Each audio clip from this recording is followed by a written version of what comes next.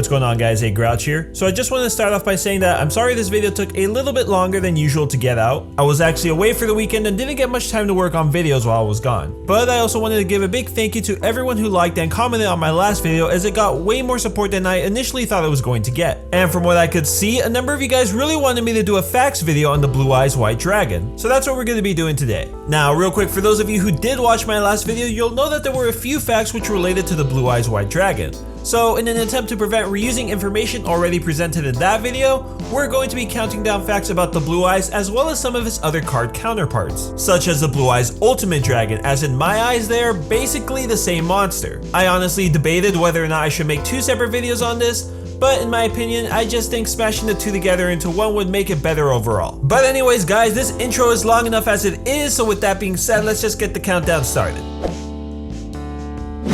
Despite the legendary beast having been named the Blue Eyes White Dragon, this monster is usually depicted as more of a blue color rather than white. This is not only true in the Yu-Gi-Oh anime, but also in most artworks in the card game, which is something I never really paid too much attention to, but looking back, I can definitely see it.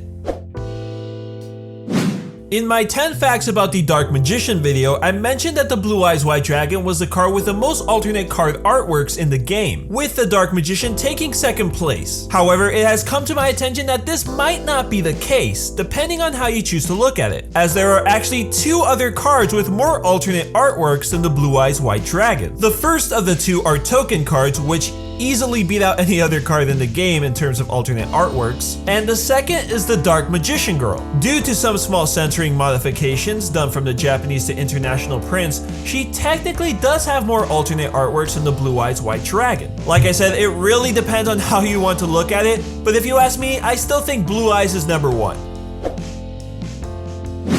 The Blue Eyes White Dragon currently holds the record for highest attack strength of all normal monster cards in the game, having an attack strength of 3,000. Similarly, its fusion counterpart, the Blue Eyes Ultimate Dragon, holds the title for the highest attack and defense power of any non-effect monster in the game. With the release of the starter deck Kaiba Reloaded, the Blue Eyes White Dragon is the only card to have been printed in all rarities within the trading card game, with the exception of Star Foil Rare, Shatter Foil Rare, and Mosaic Rare, proving yet again that it is truly the most legendary of all duel monsters. The Blue Eyes White Dragon is the signature card of Seto Kaiba and is most likely responsible for influencing the attack strength of all future rival ace cards. This includes Chaz's Armed Dragon level 10, Jack's Red Dragon Archfiend, Kite's Galaxy Eyes Photon Dragon, and Declan's DDD Doom King Armagon. Not sure if I said some of those names right, but I'm definitely seeing a pattern going on here. In the Yu-Gi-Oh video game titled Dark Duel Stories, the Blue Eyes White Dragon card can actually be used with the Mystic Elf card in order to increase its attack and defense by 500 points. This is currently the only game in which the Mystic Elf has this ability, and was based off the anime exclusive effect we saw during one of the duels that occurred during the Duelist Kingdom arc, in which Yugi uses his Mystical Elf to power up Blue Eyes. In the Yu-Gi-Oh anime and manga series, there is a mysterious woman by the name of Kisara who carries the spirit of the Blue Eyes White Dragon within her. Well, as it turns out, this character was actually the inspiration for creating the card Maiden with Eyes of Blue, which I actually thought was pretty cool, as my own personal deck revolves around the Blue Eyes and I actually own this specific card. So it's nice to learn a little about the history behind it.